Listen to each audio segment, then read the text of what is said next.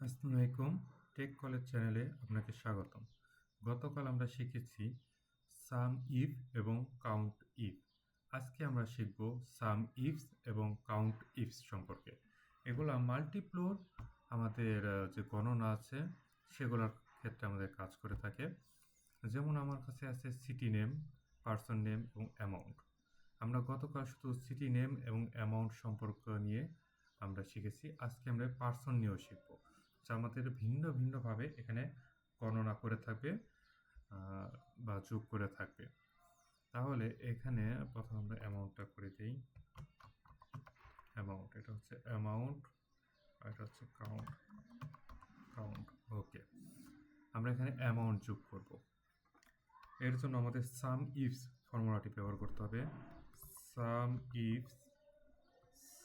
Ifs সাম range, আমরা কোন জায়গাতে সামটা করব এটা রেঞ্জ আছে। ওকে, রেঞ্জটা আমরা দিয়ে দিলাম। সাম রেঞ্জ একটি কমা।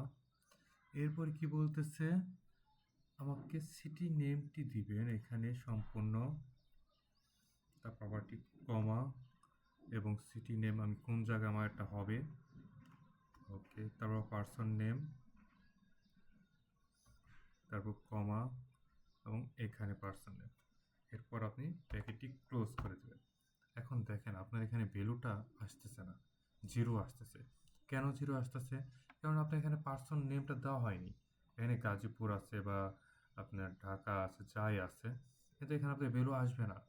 আপনার পার্সন নেম দিতে হবে, যেহেতু আপনি সাম ইপস ফর্মুলাটি ব্যবহার করছেন। এর জন্য আপনার যেমন আমরা দিতে পারি জেমস, JAMES, জেমস। জেমস দিলেই আপনার আপনার টোটাল অ্যামাউন্টটা চলে আসছে এখানে। জেমসের পর আপনি উইলিয়াম দেন, উইলিয়াম দেওয়ার পর সে বলতেছে আমার উইলিয়ামে কোনো ভ্যালু নেই ঢাকা সিটিতে। তাহলে আমরা গাজীপুর সিটিতে আসি, গাজীপুর সিটিতে উইলিয়ামের ভ্যালু আছে। এরপর আপনি যদি নরসিংদী দেন, নরসিংদীতেও আছে। এরপর কিশোরগঞ্জ দেন, কিশোরগঞ্জে উইলিয়াম নামের কেউ নেই। ওকে, আমরা ঢাকাতে রাখি। এরপর আসি কাউন্ট ইফস ফর্মুলাটি নিয়ে।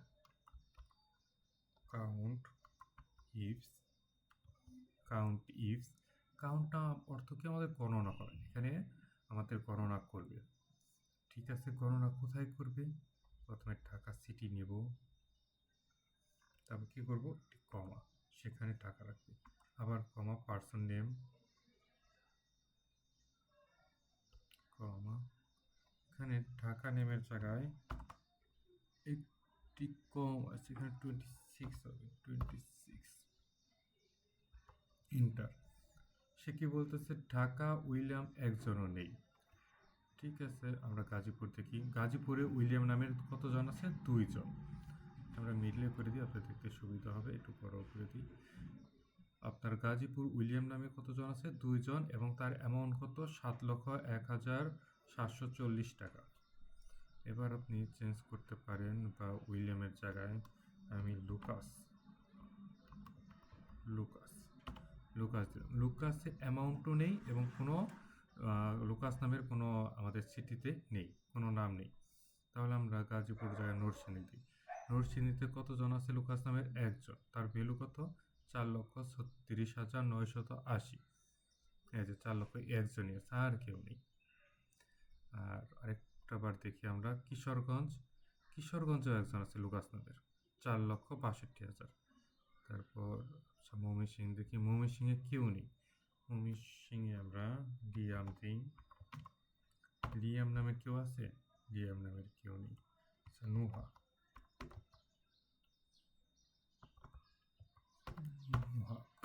নোহা নামের কতজন আছে? 1 জন। তার অ্যামাউন্ট কত? 6,34,012 টাকা। আপনি এইভাবে সাম ইফস এবং কাউন্ট ইফস ব্যবহার করে খুবই সহজে মাল্টিপল যে সকল গণনা কার্য আপনি করতে চান খুব সহজে করতে পারবেন। আজকের জন্য এই পর্যন্তই। সবাই ভালো থাকুন, ধন্যবাদ।